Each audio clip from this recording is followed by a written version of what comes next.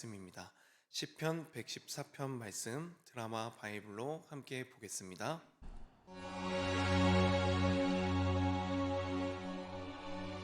이스라엘이 애굽에서 나오며 야곱의 집안이 언어가 다른 민족에게서 나올 때 유다는 여호와의 성소가 되고 이스라엘은 그의 영토가 되었도다. 바다가 보고 도망하며 요단은 물러갔으니 산들은 수장들같이 뛰놀며 작은 산들은 어린 양들같이 뛰었도다. 바다야, 내가 도망함은 어찌함이며 요단아, 내가 물러감은 어찌함인가.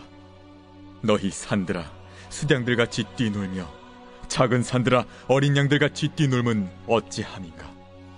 땅이여, 너는 주 앞 곧 야곱의 하나님 앞에서 떨지어다. 그가 반석을 쳐서 못물이 되게 하시며 차돌로 샘물이 되게 하셨도다. 아멘. 오늘도 이 아침을 깨워서 이 자리에 하나님을 예배하는 자리 가운데 나오신 여러분들을 환영하고 축복합니다. 오늘 본문 말씀 시편 114편은 이스라엘 자손이 출애굽하던 때를 말하며 말씀을 시작하고 있습니다. 이 시편 114편은 후대에 유월절에 부르는 찬양으로 쓰였다고 합니다. 1절 말씀에서 야곱의 집안이 언어가 다른 민족에게서 나올 때라고 기록되어 있는 이 문장이 저는 개인적으로 잘 이해가 안 가서 여러 번 읽어봤었는데요. 좀 헷갈릴 수 있는 말인 것 같습니다. 이스라엘이 다른 언어를 말하는 다른 민족의 영토로부터 나아가고 있는 때를 의미하고 있습니다. 즉 출애굽, 그들이 종노릇하던 애굽을 벗어나는 때를 묘사하고 있는 것입니다. 이스라엘에게 출애굽이라는 사건은 자신들을 향한 하나님의 구원 역사를 보여주는 아주 중요한 사건입니다. 애굽의 총리가 된 요셉으로 인해 최악의 흉년과 기근을 넘긴 이스라엘. 그러나 그들의 삶은 점점 애굽에 스며들기 시작했습니다. 애굽에 매이게 되었고 결국 애굽의 종노릇하는 삶이 되고 말았던 것입니다.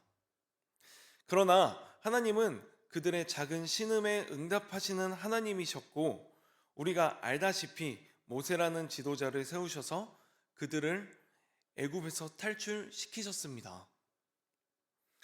애굽에 종노릇했다는 말은 주인을 애굽으로 삼았던 때를 말하는 것인데 이들은 이제 애굽의 통치를 벗어나 하나님의 통치를 받는 백성이 된 것입니다. 이제 애굽을 벗어난 이스라엘은 하나님 한 분만을 주인 삼는 여호와의 종이 되어야 할 것입니다. 이 세상을 살아가는 성도들도 마찬가지입니다.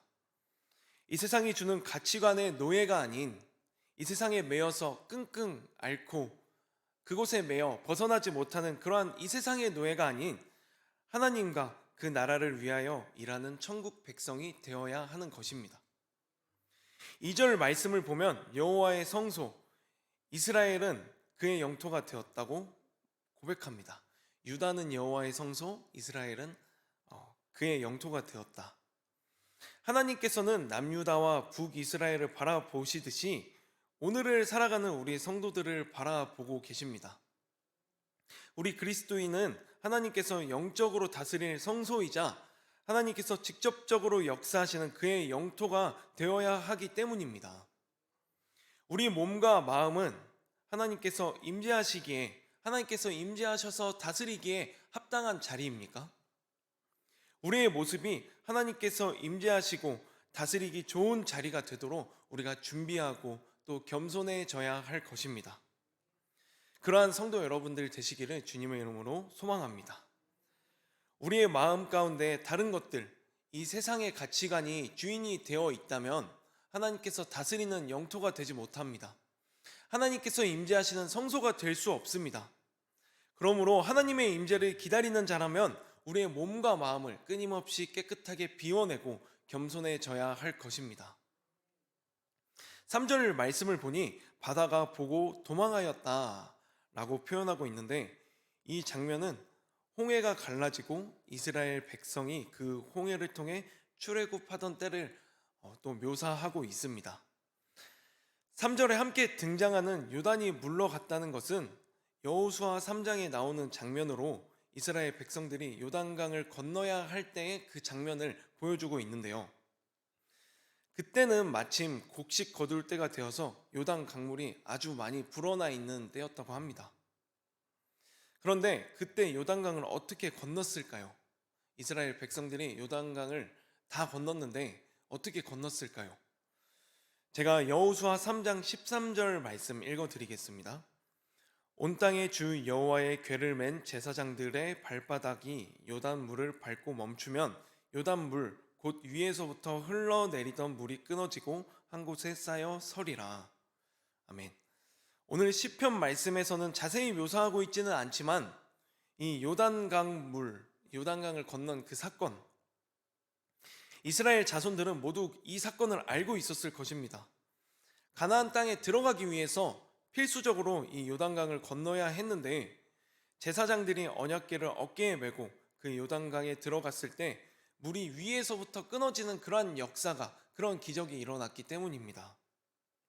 제사장들이 언약궤를 메고 요단강 안에 들어가 서 있는 동안 그들이 요단강 안에 다 서 있는 동안 물이 끊어졌고 그 사이에 이스라엘 백성들이 안전하게 다 건널 수 있었던 그러한 사건이죠.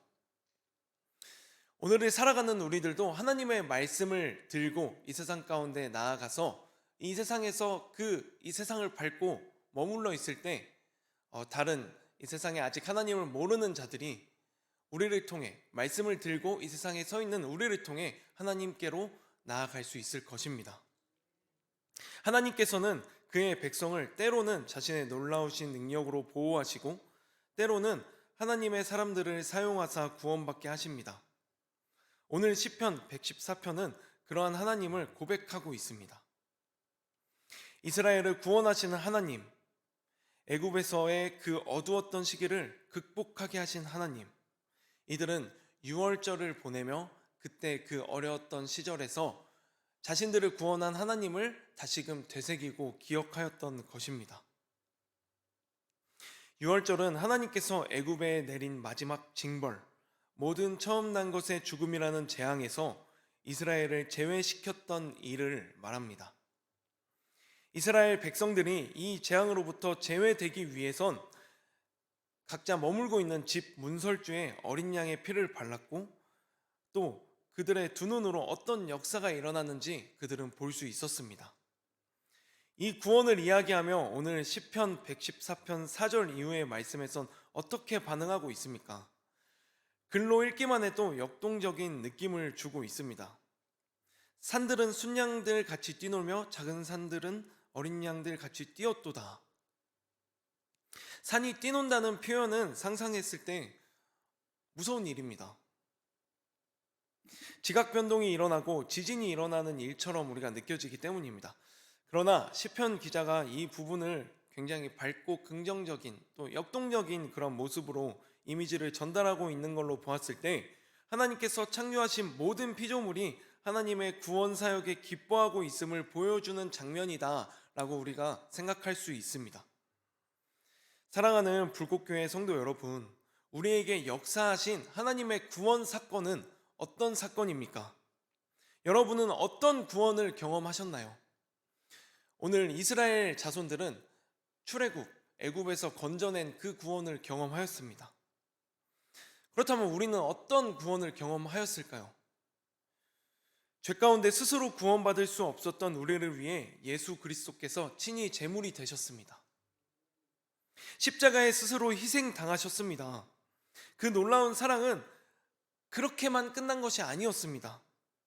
부활하셔서 모두에게, 우리에게 새 생명을 허락하신 그 구원의 사건, 이 구원의 소식을 믿으십니까? 다시 한번 묻겠습니다. 이 구원의 소식을 여러분들은 어떻게 받아들이십니까? 믿으십니까? 아멘. 우리가 경험한 구원은 죄에서 받은 구원입니다. 이스라엘 백성들은 자신들이 구원받았던 이 출애굽 사건을 되새기며 오늘 기쁨으로 찬양하고 있는 것입니다. 마찬가지로 우리도 우리에게 임한 이 구원의 소식을 되새길 때마다 기쁨으로 고백할 수 있어야 합니다. 오늘 시편 114편, 지각이 변동하는 것 같은 기쁨의 표현처럼 우리도 하나님 앞에 이 구원의 소식을 찬양과 감사로 표현해야 합니다. 찬양하는 시간을 더욱더 사모하시길 바랍니다. 단순히 멜로디와 악기의 흥겨운 모습으로 기뻐 찬양하는 것이 아니라 우리에게 임한 구원을 떠올린다면 의식적으로 그 찬양을 고백하는 순간 하나님이 나에게 어떤 구원을, 어떤 사랑을 베푸셨는지 우리가 자꾸만 떠올리면서 찬양한다면 더욱더 기뻐 찬양할 수 있을 것입니다. 8절 말씀을 제가 읽도록 하겠습니다. 그가 반석을 쳐서 못물이 되게 하시며 차돌로 샘물이 되게 하셨도다. 이스라엘 백성들이 광야에서 물이 없어 죽게 되었을 때 하나님께서는 반석에서 물이 나오게 하시는 그런 기적을 보여주셨습니다. 그렇게 그들을 살리시고 또 광야로 인도하셨죠. 반석에서 물이 터져 나오는 것은 기적입니다. 그러나 그러한 기적을 하나님께서는 우리에게 이미 주셨습니다. 오늘을 살아가는 우리들에게, 구원을 경험한 우리들에게 하나님께서는 이 기적을 이미 주셨습니다. 요한복음 7장 37절에서 38절 말씀을 제가 읽어보겠습니다. 명절 끝날 곧 큰 날에 예수께서 서서 외쳐 이르시되 누구든지 목마르거든 내게로 와서 마시라. 나를 믿는 자는 성경의 이름과 같이 그 배에서 생수의 강이 흘러나오리라 하시니. 아멘. 광야에서 물이 없어 곧 죽게 되었을 때 반석에서 물이 터져 나왔던 것처럼 우리의 메마른 삶에 생수가 되시는 예수 그리스도, 그분은 마치 반석에서 터져 나온 생수와 같은 분이십니다. 그리고 우리에게 이미 주어져 있습니다. 우리는 그 생수의 강이 흘러져 나오는 것을 경험하며 예수 그리스도를 믿음으로 이 세상을 살아가야 할 것입니다. 우리는 우리에게 주어진 이 구원의 사건을 어떻게 받아들이며 살고 있나요? 누군가는 매일 뜨거운 마음을 경험하며 살 수도 있습니다. 그리고 누군가는 최근 들어 뜨거운 마음으로 이 복음을 경험하며 최근에 받은 이 뜨거운 마음으로 살 수도 있습니다. 그러나 보통의 신앙생활을 이어가고 계신 분들에게 이 보통이란 그렇게 항상 뜨거운 신앙생활만은 아닐 것입니다. 가끔 특정 말씀이나 찬양, 그리고 우리에게 주어지는 상황들에 따라 은혜를 받고 뜨거운 마음이 또 생기는 듯 싶으나 뜨겁고 싶어도 뜨거워지지 않는 경험도 우리는 겪곤 합니다. 예배를 드리면서 더욱더 뜨겁게 예배하고 싶은데 때로는 그게 제 마음처럼, 우리의 마음처럼 잘 되지 않을 때도 있다는 것입니다. 그럴 때 어떻게 해야 될까요? 제가 오늘 정확하게 알려드릴 수는 없지만 오늘 말씀을 통해 함께 생각해 볼 수 있는 점이 있는 것 같습니다. 그것은 오늘 나의 삶이 광야의 삶의 여정이구나 인식하고 고백하는 것입니다. 내가 현실에 안주하여 하나님을 잊고 살 만한 애굽 혹은 가나안 땅, 그곳에서 살고 있다고 착각하고 있지는 않은가? 지금 나의 마음, 나의 모습은 어디에 있는가? 현실에 안주하고 현실을 더욱더 의지하고 하나님을 바라볼 만한 그런 틈이 없지는 않은가? 다시 한번 점검하셨으면 좋겠습니다. 스스로 매일 광야에 있음을 깨달을 때 하나님의 구원 역사하심이 더 와닿고 분명한 기쁨으로 찾아올 것이기 때문입니다. 내가 오늘을 살아가고 있는데 오늘이 나에게 광야와 같구나. 그래서 오늘 하루도 하나님을 의지하지 않고서는 내가 살아갈 수 없구나. 이것을 고백하시는 여러분들 되시기를 주님의 이름으로 축복합니다. 오늘 함께 읽은 시편 114편의 후반부의 고백처럼 기쁘게 찬양할 수 있을 것입니다. 오늘 내가 광야를 살아가고 있는 것을 인식하는 것, 그것은 우리에게 기쁨을 더욱더 주는 그러한 하나님의 은혜가 될 것입니다. 또한 당부드리고 싶은 것은 우리가 가지고 있는 이 귀한 복음의 소식을 하나님 앞에 기쁨으로 표현해 보시는 여러분들 되셨으면 좋겠습니다. 그것은 기쁨과 감사를 내 주변 사람에게 고백하며 전도의 방식으로도 할 수 있고요.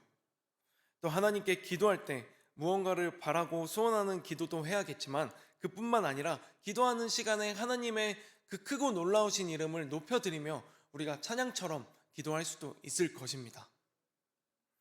세상의 소리, 세상의 가요나 음악을 들을 시간에 CCM을 틀고 따라 부르며 그 가사를 묵상하고 하나님께 고백할 수 있는 그런 시간을 우리가 내어 드릴 수도 있을 것입니다.